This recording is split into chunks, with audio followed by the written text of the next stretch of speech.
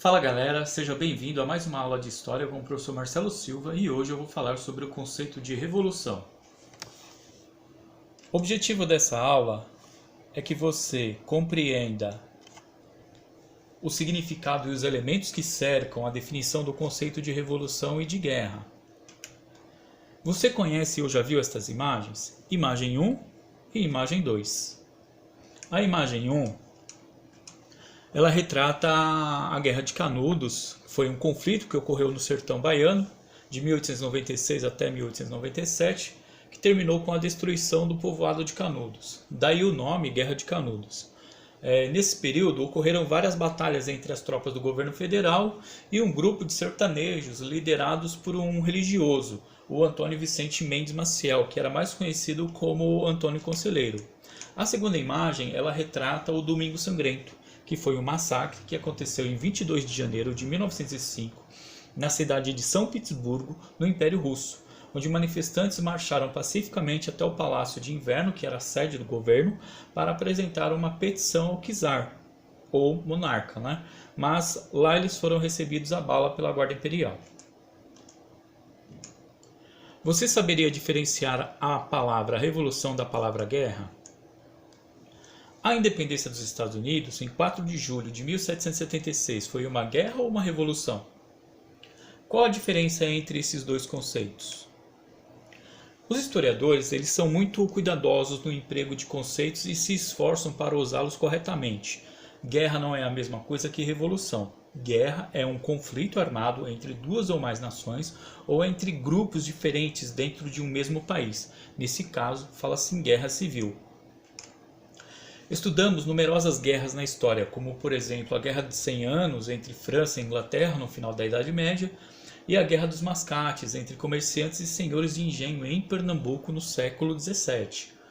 Hoje, os historiadores chamam de revolução as transformações profundas, políticas, econômicas, técnicas, de valores, costumes, que provocam a destruição total ou parcial da velha ordem e a sua substituição por uma nova ordem.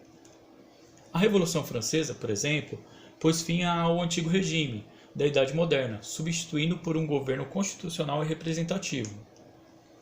A independência dos Estados Unidos, por sua vez, foi um movimento da história que destruiu a velha ordem colonial e implantou uma república apoiada em uma constituição. Por isso, mais do que uma guerra, a independência dos Estados Unidos foi uma revolução.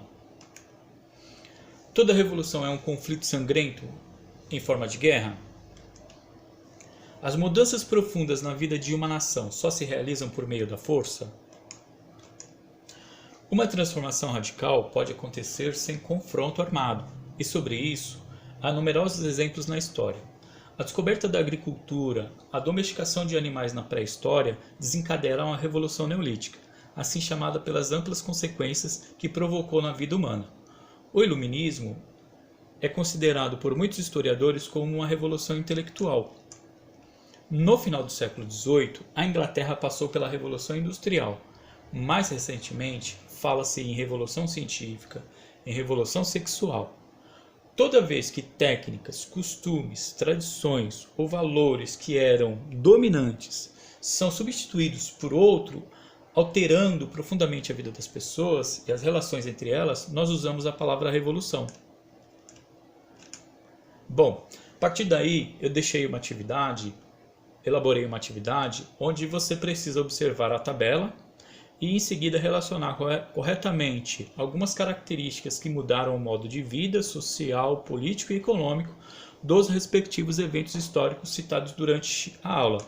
Nesse caso, foi elaborada uma tabela citando 4 eventos: a Revolução Neolítica, a Revolução Industrial, a Guerra de 100 Anos e a Guerra dos Mascates.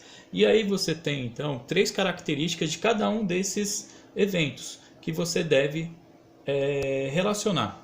Bom, é isso. Eu espero que vocês tenham gostado, espero que vocês tenham acompanhado e nos vemos numa próxima aula. Obrigado, um grande abraço.